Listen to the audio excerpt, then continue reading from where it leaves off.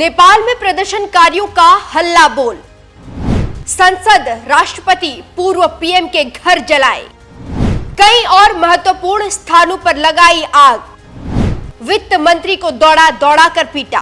नमस्कार, मैं हूं आपके साथ सपना दानू। स्वागत है आपका हमारे चैनल न्यूज एक्सप्रेस पर। नेपाल में सोशल मीडिया प्लेटफॉर्म बंद क्या हुआ, देश भर में आग लग गई और देखते ही देखते श्रीलंका और बांग्लादेश बन गया और तख्ता पलट का नजारा देखने को मिल रहा है। प्रदर्शनकारियों को जो मिल रहा है उसकी पिटाई की जा रही है।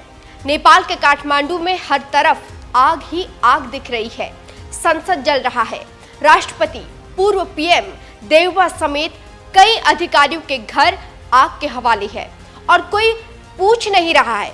इसी बीच कई ऐसी तस्वीरें आ रही हैं जो काफी विचलित कर रही हैं, जैसे कुछ अराजक तत्व स्टोर में घुसकर लूटपाट कर रहे हैं। इसी बीच नेपाल की सड़कों से एक ऐसी तस्वीर सामने आई जिसे देखकर हर कोई हैरत में पड़ गया। पहले आप वीडियो देखिए।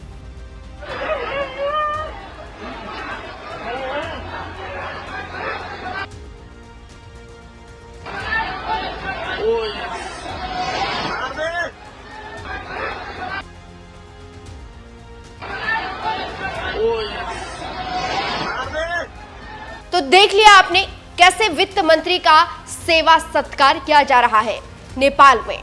जानकारों का कहना है कि नेपाल हमारा पड़ोसी देश है जिसे हम बुद्ध की धरती के रूप में जानते आए हैं, लेकिन इस समय नेपाल में शांति नहीं बल्कि हिंसा और बगावत की लपटें उठ रही है। कारण है सोशल मीडिया पर बैन। सरकार ने एक फैसला लिया तो नेपाल को जला डाला। जनता का गुस्सा 7वें आसमान पर पहुंच गया और पूरे नेपाल की सत्ता को हिला डाला है। पीएम केपी शर्मा ओली ने इस्तीफा दे दिया है। मंत्रियों के इस्तीफे हो रहे हैं। संसद भवन जल रहा है और सड़कें रणभूमि बन गई। सवाल यह है कि आखिर नेपाल में यह आग क्यों भड़की और इसका अंजाम कहां जाकर थमेगा। लोगों को समझ नहीं आ रहा कि क्या यही नेपाल की राजधानी काठमांडू है, जहां आमतौर पर पर्यटकों की भीड़ और मंदिरों की घंटियां सुनाई देती थी। वहां इस वक्त सिर्फ चीख पुकार, आग की लपटें और पुलिस की गोलियों की आवाज गूंज रही है। जानकार कह रहे हैं कि नेपाल के जेनजी यानी कि युवा जो भ्रष्टाचार से तंग आ चुके हैं और जिनके गुस्से को सोशल मीडिया बैन ने और भड़का दिया। सरकार का तर्क था कि सोशल मीडिया से समाज में अराजकता फैल रही है, लेकिन युवाओं ने इसे अपनी आजादी पर हमला मान लिया।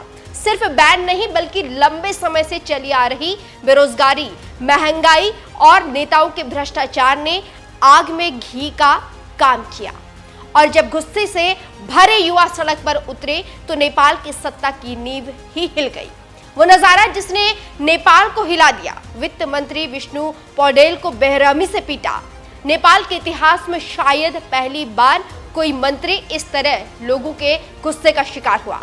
इतना ही नहीं, प्रदर्शनकारी संसद भवन में घुसे, तोड़फोड़ की और फिर आग के हवाले कर दिया। लोकतंत्र के सबसे बड़े प्रतीक को जलती आग में तब्दील कर दिया और जब हालात काबू से बाहर हो गए तो मंत्रियों ने अपनी कुर्सियां छोड़नी शुरू कर दी।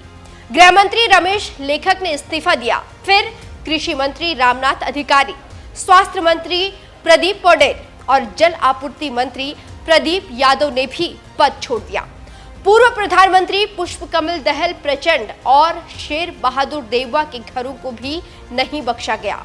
गृह मंत्री रमेश लेखक और संचार मंत्री पृथ्वी सुबा गुरुंग के घरों को सीधा आग के हवाले कर दिया गया।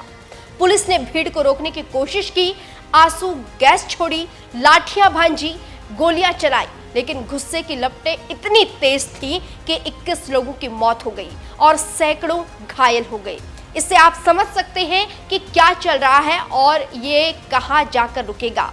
ये देखना काफी दिलचस्प होगा।